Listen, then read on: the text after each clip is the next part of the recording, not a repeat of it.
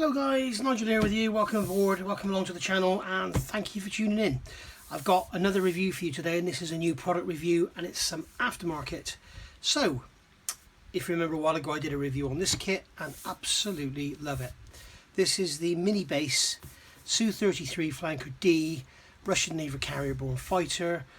Got it for Premium Hobbies, cheapest place around I think for them, especially if you use my discount code NMB10, you'll get 10% off the price advertised on the website. So go take a look, order yourself one, have a look at my review I did a couple of months back. It is gorgeous. So if you've got one of these, you'll have one of these, and this is sprue E, and on sprue E we have some parts for the cockpit. You can see here we have the side panels for the instrument for the cockpit with instruments on them, and they're all lovely detailed, all raised detail. So you get that, and then you have this one here, which is sprue F. Okay, and this one's got a lovely nose on it. But you also got on here a couple of instrument panels, and you can see there we have a couple of instrument panels again with all the lovely moulded on detail, all nicely done. Okay, and then you'll also have, among other decor sheets, you'll have this decor sheet which has got all the instruments on it.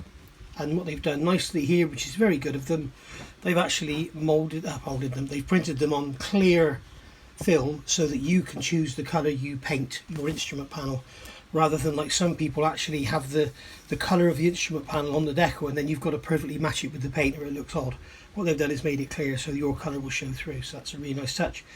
So you can use them and then fight with your setting solutions and getting them positioned perfectly so they go down over the raised detail, or you could just paint all your detail on there, or you could have a look at this website, Red Fox Studio, rfstudio.hu. Have a look at these guys. They have just released a brand new set for this kit, so let's get it open and have a look. Right, so as you can see, this is sealed, so I haven't opened it. We're going to have a look and we're going to enjoy this brand new product together. I must be honest, Attila from Red Fox Studio sent me a email a couple of weeks ago and said he was sending this. I did tell him, I asked him if he was going to do this set and he said yes. Back when I did the review for the B1 cockpit, which is absolutely gorgeous. This stuff is amazing. I'd love to see how they make it. And yeah, it is beautiful. So we'll see what this one looks like. If it's anything like the set for the B1, then it's going to be absolutely gorgeous. So we've got a couple of staples here, so I'm going to just open this carefully so that I can seal it back up, because I don't know how long it's going to be until I actually use it. As a lot of you will know, my mojo has been suffering, and a kit like that is not something you do when your mojo's down, I can assure you. It is not a weekend build, it's probably a 6-month build. So here we go. So we've got here's the parts actually fitted onto a small card. Okay, and we'll get them out of the bag in a minute so you can see the actual parts and you can see the absolutely incredible detail, and also that lovely Sukhoi grey blue interior colour, which is really, really nice. So this is like an insert card, and it's giving you the numbers of the parts. You can see on there the numbers of the parts that you're going to need. I'm assuming they're going to cover both versions because there are two different versions of the instrument panel depending on which radio suite you've got.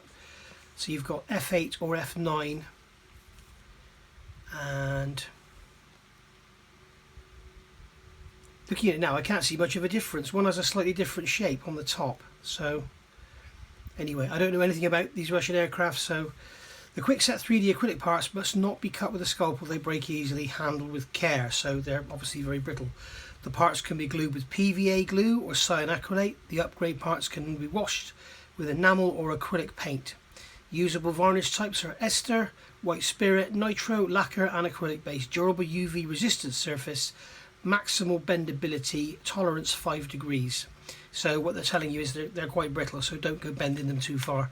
So what we need to be doing is sanding all the detail off of this instrument panel if you're going to use F9 or F8, and then just literally glue these parts on with some super glue or some PVA. So we'll get them out of the packet so we can show you what they look like.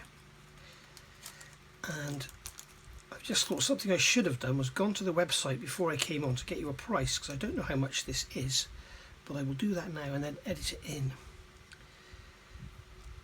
So, wow, absolutely stunning. You can see we've got a nice flat finish, but the dials are glazed. So if I can catch it in the light, you can see the dials are beautifully glazed, proper scale, not really sort of gleaming and glaring at you. Really, really nice. Another thing is, you know, with instruments, if you put a drop of varnish or whatever in there, you often get like a concave surface, but these are dead flat. So see how well the camera can focus and how good we can do. But we can see that if you look at it from the side, you can see the switch gear on there. Okay, you see the switch gear on this left side panel here, and then you'll see all the gear on this panel here. See all the range switch gear. I mean, you don't want to go rubbing it and, oh, it feels nice, because you'll just probably break it all off. But unbelievable. Unbelievable.